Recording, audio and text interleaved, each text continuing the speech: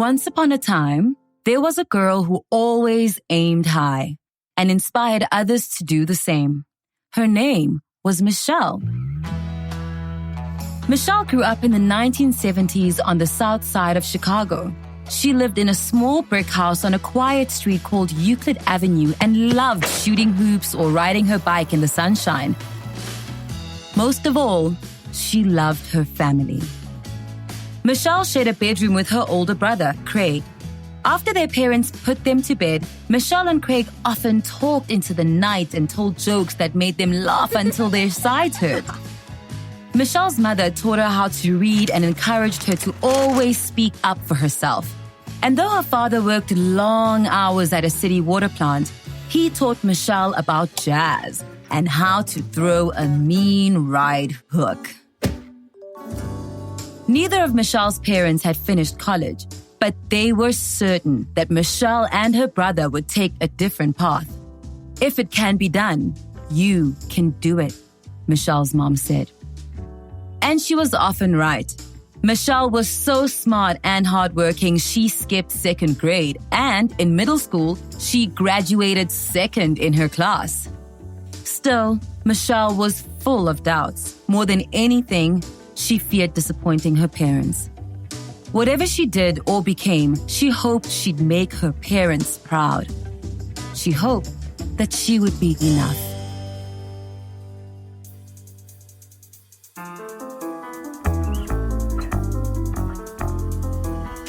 I'm Pearl Thusi, and this is Good Night Stories for Rebel Girls, a fairy tale podcast about the rebel women who inspire us. This week, Michelle Obama. Michelle's great aunt Robbie, a piano teacher, lived on the first floor of their house. Every day, Michelle heard piano students plunking their way up and down their scales. At 4 years old, Michelle learned piano too. She quickly figured out that the more she practiced, the better she got. Sometimes she practiced so much, her mom had to tell her to stop. While Michelle learned a lot about hard work from piano lessons, she also learned from her dad. When Michelle was young, her father developed a disease called multiple sclerosis, which affected his spine and muscles. It was hard for him to walk, and he had to use crutches or a cane. Still, every day he got up, dressed in his blue uniform, and went to work. Michelle never once heard him complain. When Michelle started high school, she took a big risk.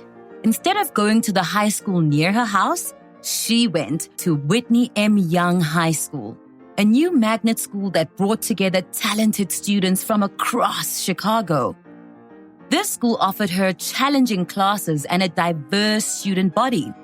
There were students who were Black, like Michelle, and a lot who were Asian, Latinx, and white. The only problem was, to get there, she had to ride a city bus 1.5 hours each way. For Michelle, though, this was part of the adventure. As Michelle rode through the city, she marveled at the big buildings and the men and women in dark suits walking like they had somewhere important to be. She wondered what they did and where they were going. When people asked Michelle what she wanted to be when she grew up, she told them that she wanted to be a pediatrician, mostly because it impressed them. But really, she didn't know. Maybe one day I'll work in one of those big buildings, she thought. Michelle delighted in Whitney Young's diversity, but it also intimidated her. While there were kids like her who grew up without a lot of money, there were also kids who vacationed in Europe and had private tutors. She wondered if she'd be able to keep up. Michelle struggled with tests, but she knew how to work hard. When her brother Craig headed out to play basketball with his friends after breezing through his homework, Michelle would be at her desk, hand in forehead, making flashcards or scribbling out another draft of a paper. Still, she heard a persistent voice in her head. Am I good enough? By senior year, she was in the top 10% of her class. When she met with a guidance counselor about going to college, Michelle said, I want to go to Princeton. Princeton University was a prestigious school, but Craig had gotten in, so Michelle wanted to go too. The guidance counselor glanced over Michelle's file and pursed her lips. I'm not sure you're Princeton material, she said. Michelle's cheeks flushed, her ears ringing with, not enough, not enough, not enough.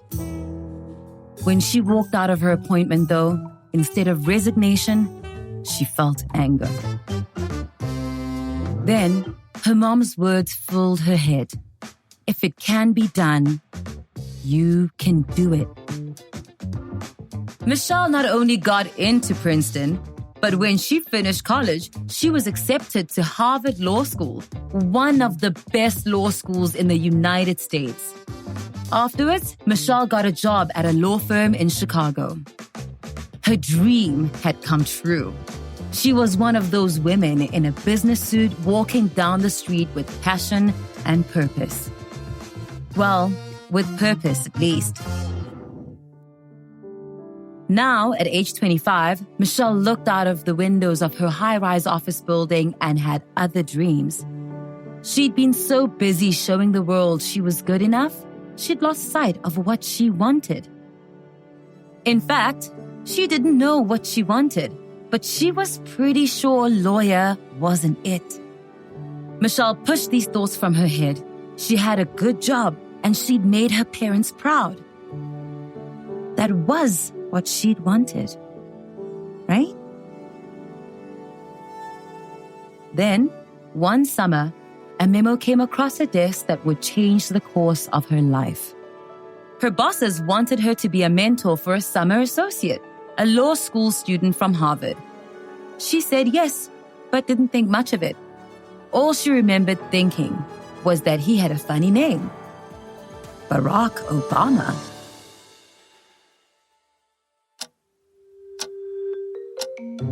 On his first day, Barack was late. When he finally showed up, he apologized sheepishly. Annoyed, Michelle introduced herself and showed him around the office. Soon, she realized Barack didn't need much mentoring. He was older than she was, had a brain like an encyclopedia, and approached the world brimming with confidence, compassion, and optimism. He was never on time for anything, but Michelle started to like him anyway. She liked his smile. She liked his passion for making the world a better place. She even liked arguing with him. Barack asked her out, but she told him no. She had a career, had sworn off dating, and besides, he was going back to Harvard in the fall. But one day, something shifted. After Michelle gave Barack a ride home from a work event, he cocked his head to the side and said, "Should we get ice cream?" As they sat on the curb eating their ice cream cones, something began to loosen inside Michelle's heart. Barack looked at her with curiosity and smiled. "Can I kiss you?" he asked. Her life had long been filled with clouds of doubt. About her job, about her purpose, about whether she was good enough. But when she kissed him, everything suddenly felt solid and good and clear.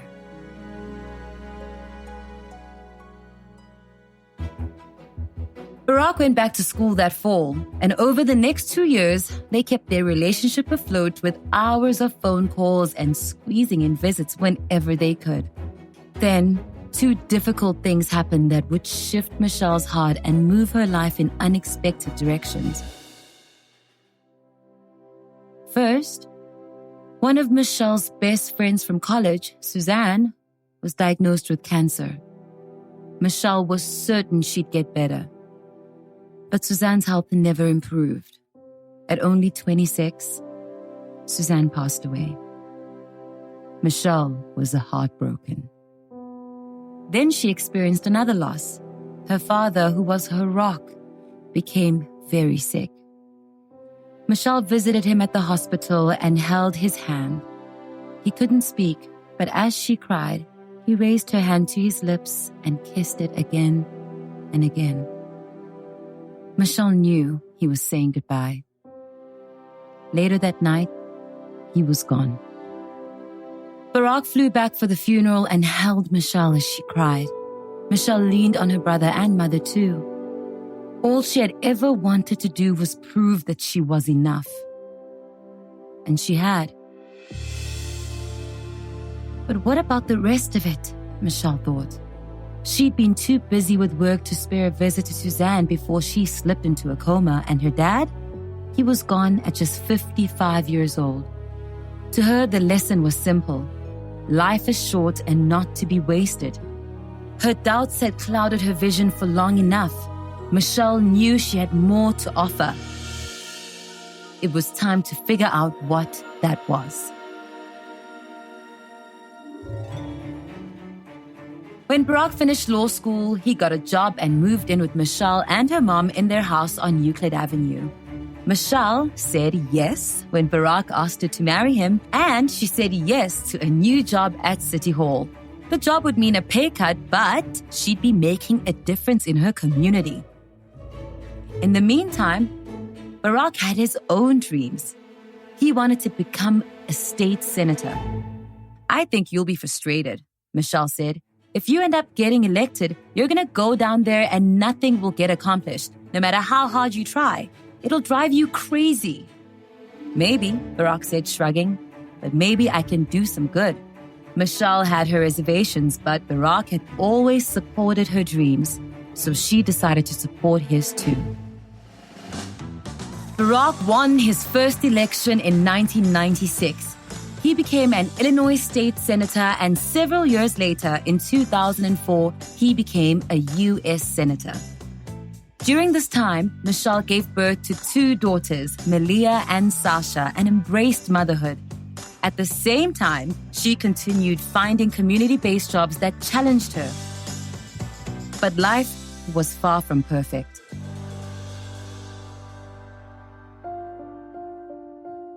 As a state senator, Barack worked several days a week in Springfield, which was several hours away from their home in Chicago.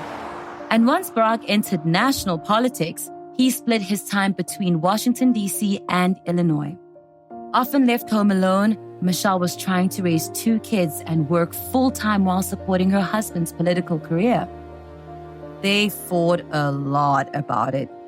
Eventually, they talked with the counselor, who helped them find new ways to make it work. More than anything, though, Michelle realized that Barack's love was steady and real. She saw it in the way he played with their girls and heard it in the sound of his voice on the phone. She had a deep faith in Barack's love. So, if it could be done, she realized they could do it.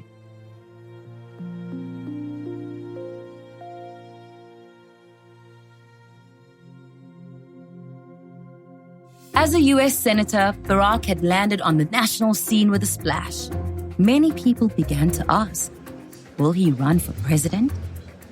Michelle knew Barack wanted to, but she knew how much a presidential run would upend their lives. They talked about it a lot. They argued and cried.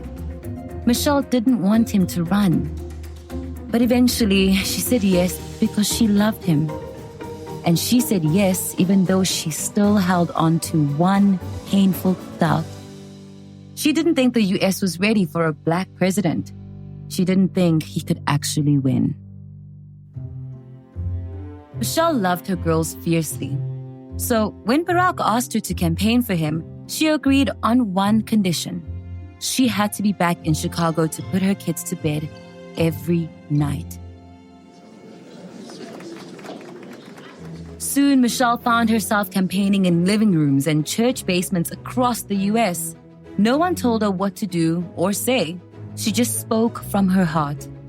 She told people about her family, her dad's job, and her mom taking care of them. She talked about her dad's disability and living paycheck to paycheck. She talked about how she wasn't sure about politics, but that Barack was exactly the kind of smart, decent president she'd choose for this country. Barack Obama. The more she told her story, the more comfortable she became, and eventually the crowd she spoke to grew bigger. Most of the time, people loved Michelle's speeches, but some people criticized her for being too outspoken. Others called her mean names. That would hurt, and sometimes it made her scared. But she ignored them and kept working hard. The outpouring of support that Barack received bolstered Michelle's hope. And when Barack won the Democratic Party's nomination, which meant he'd be on the ballot for the presidential election, she realized he might have a chance of winning after all. Before they knew it, it was election day. In the voting booth, when Michelle got to Barack's name on the ballot, she hesitated. Everything hinged on what happened this day, and their life was potentially about to change in ways she hadn't even imagined. Barack glanced towards Michelle and laughed. "You're still trying to make up your mind?" he teased. Later that night, she and Barack gathered with friends and family to watch the election results. Barack sat next to Michelle's mom on the couch. "Are you ready for this, Grandma?" he said. She gave him a quiet smile and squeezed his hand. At 10 p.m., the news station flashed a breaking news alert with Barack's name in big letters. Barack had won. He was going to be the 44th president and the first Black president of the United States. Michelle and Barack and everyone who was with them erupted in cheers. On a chilly day in January 2009, Barack was sworn in as president in Washington, D.C., with Michelle, Malia, and Sasha by his side. Thousands of people gathered to watch the ceremony, and millions more watched on TV. Soon after, the Obamas moved into the White House and Michelle officially became the First Lady. No other First Lady looked or acted like Michelle. Not only was she Black, but she also ran obstacle courses, danced, and even hula hooped on the White House lawn. She met world leaders and spoke about important issues. She also started multiple programs to help kids be healthy. For Michelle, though, her most important job was being mom-in-chief. Malia and Sasha still had to do their chores and go to school. Michelle helped them with their homework and went to their basketball games and tried to make their lives as normal as possible. Michelle's mother even moved into the White House to help them. Michelle was grateful. For the first time in a long time, her family was in one place, together, and they would be for years to come. When the Obamas left the White House in 2017, Michelle was proud of all that she and her husband had accomplished. Though she gets frustrated by the injustices she sees in the world today, she still believes in the power of hope and possibility. She's committed to empowering the next generation of politicians, community activists, teachers, doctors, and lawyers. As she said to one class of high school seniors in Washington, D.C., "We are living proof for you that with the right support, it doesn't matter what circumstances you were born into or how much money you have or what color your skin is. If you are committed to doing what it takes, anything is possible." And these days, when she gets that old critical voice in her ear, Michelle has an answer. Am I good enough? Yes, I am.